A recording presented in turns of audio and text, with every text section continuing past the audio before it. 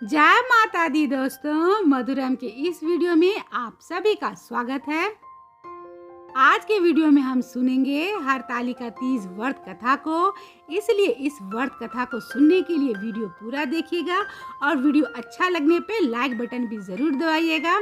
आप हमें फेसबुक और इंस्टाग्राम पे फॉलो करें और अगर आप ये वीडियो यूट्यूब पे देख रहे हैं तो चैनल को सब्सक्राइब जरूर कर लें, क्योंकि मधुरम लेके आता है आप लोगों के लिए व्रत और त्योहारों से जुड़ी जानकारियाँ। तो चलिए व्रत कथा को सुनने से पहले एक बार सच्चे दिल से माता जी को याद कर लें।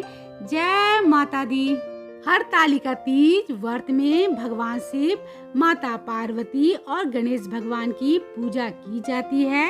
विवाहित स्त्रियां इस व्रत को पति की लंबी उम्र और खुशहाल जीवन की कामना से रखती है, तो वहीं अविवाहित लड़कियां अच्छे वर की प्राप्ति के लिए हरतालिका तीज व्रत पूजन में कथा सुनना बेहद जरूरी माना जाता है। मान्यता है कि हरतालिका व्रत स्वयं भगवान शिव ने ही माता पार्वती को सुनाई थी। तो चलिए अब हम सुनते हैं इस कथा को।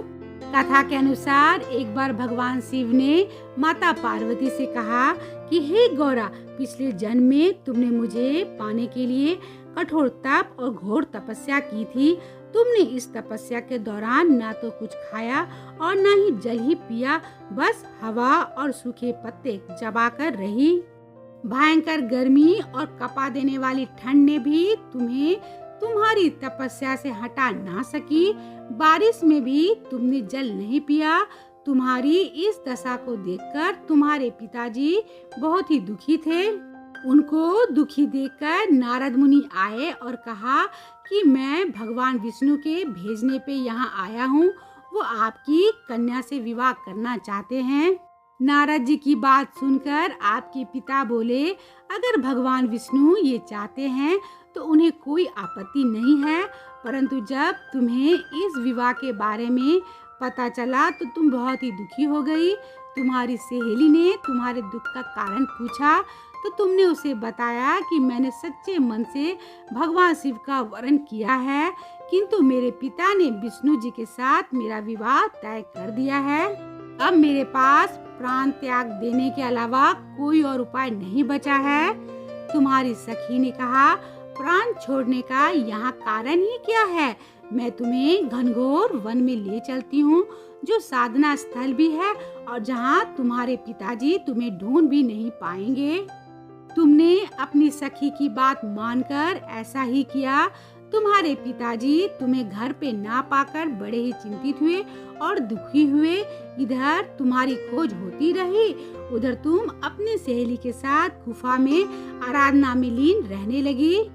तुमने एक दिन रेत के शिवलिंग का निर्माण किया। तुम्हारी कठोर तपस्या के प्रभाव से मेरा आसन हिल उठा और मैं शीघ्र ही तुम्हारे पास पहुंचा और तुमसे वर मांगने को कहा। वर मांगते हुए तुमने कहा कि मैं आपका सच्चे मन से पति के रूप में वरण कर चुकी हूँ।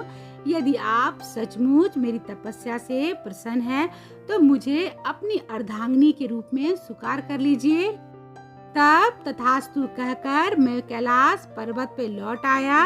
उसी समय गिरिराज अपने बंधु बांधुओं के साथ तुम्हें खोजते हुए वहां पहुंचे। तुमने कहा कि मैं घर तभी जाऊंगी अगर आप महादेव से मेरा विवाह करेंगे। तुम्हारे पिताजी मान गए और उन्होंने हमारा विवाह करवा दिया। मान्यता है कि जिस दिन भगवान शिव ने माता पार्वती को पत्नी के रूप में स्वीकार किया था, उस दिन भाद्रपद शुक्ल पक्ष की तृतीया तिथि थी। इस व्रत कथा को सुनने के बाद आप जान ही गए होंगे कि भाद्रपद मास के शुक्ल पक्ष की तृतीया तिथि को हरतालिका तीज व्रत क्यों रखा जाता है, क्योंकि इसी दिन भगवान शिव ने माता पार्वती को पत्नी के रूप में स्वीकार किया था। आपको ये व्रत कथा सुनने के बाद कैसा लगा, कमेंट करके जरूर बताइएगा और वीडियो को भी लाइक जरूर कीजिएगा। तो अभी के लिए बस इतना ही। मिलते हैं मधुरम के अगले वीडियो में एक नई जानकारी के साथ। तब तक आप अपना और अपनों का ख्याल रखिएगा। जय माता दी।